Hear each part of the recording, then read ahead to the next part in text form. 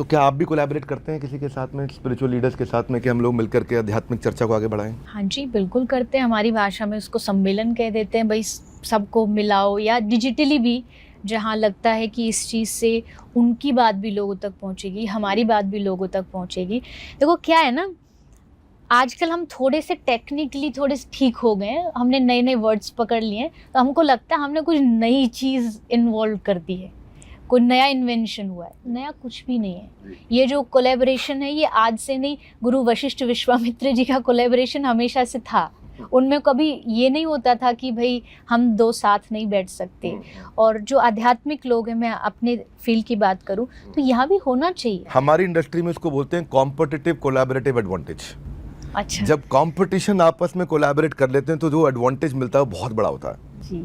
मान लो 2 फार्मा की कंपनी इकट्ठे मिल जाती हैं तो दोनों का मार्केट शेयर है ना, वो क्या बोलते हैं कि इससे जो है ना खाली 1+1 2 नहीं बनते, फिर वो 11 बन जाते हैं, तो उनको मल्टीप्लायर इफेक्ट मिलने लग जाता है बहुत तेजी के साथ। पर मुझे लगता है धर्म में कंपटीशन वाला शब्द ही नहीं होना चाहिए, क्योंकि हर एक का उद्देश्य क्या है कि आप भगवान का नाम समाज तक पहुंचाएं। तो उसमें तो मैंने अब तक जितने भी संतों को इनवाइट किया है, बड़े खुशी खुशी आते हैं। इवन यहाँ तक ये भी रहता है कई बार कि कुछ लोग ऐसे होते हैं, कुछ तथाकथित की भाई लड़की है, हम कैसे जाएं, इतने बड़े पद पर हम हैं। लेकिन नहीं, मेरे ऊपर बचपन से एक बहुत बड़ी कृपा रही है। मैं कहती हूँ मुझे अवार्ड भले कम मिले हो, पर संतों का आशीर्वाद बहुत मिला। और हमारे पे ये कृपा है कि आज हमारे लीडरशिप फनल प्रोग्राम में आप आई, आपने आखिर के एंटरप्रेन्योर से चर्चा करी। कैसा लगा आपको सबसे मिलके? मुझे बहुत अच्छा लगा। सारे लोग बहुत अच्छे थे, बहुत सारे क्वेश्चंस भी किए उन्होंने धर्म को लेके, बिजनेस को लेके।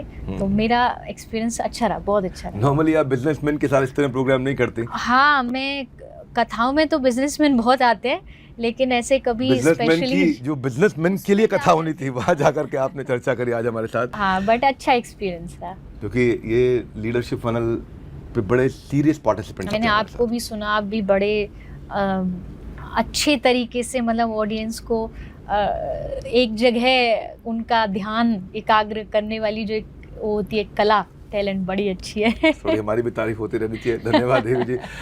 तो मैं एक भगवत गीता का एक श्लोक मुझे ध्यान आ रहा है, जहाँ से मैं अगले प्रश्न की तरफ चलूंगा। जहाँ कृष्ण कहते हैं, जहाँ अर्जुन कहते हैं, चंचलम ही मन कृष्ण प्रमाथि बलवदृढ़म तस्याहम निग्रहम मन्ये वायुरिवास्तु दुष्करम।